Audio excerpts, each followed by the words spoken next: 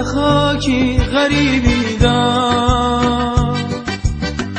عادة مشين وقريانا عادة مشين وقريانا ولو سيرك حالم كان بزانا چند پریشانا بزانا چند پریشانا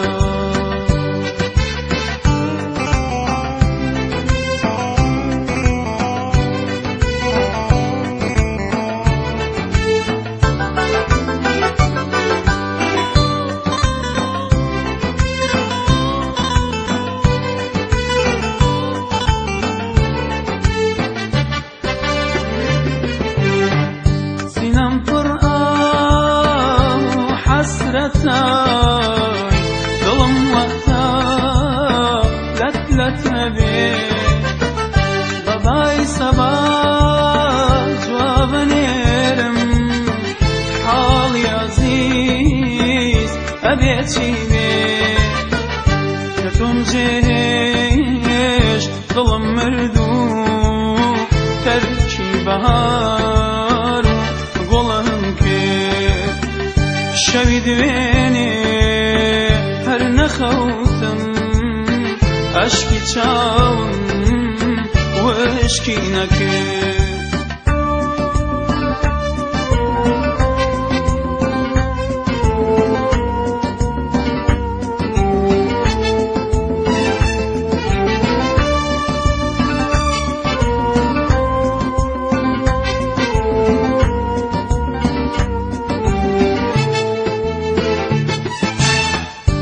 كداري جوان من بو طولي أو دارم هابي حز أكم بس ما خزمتي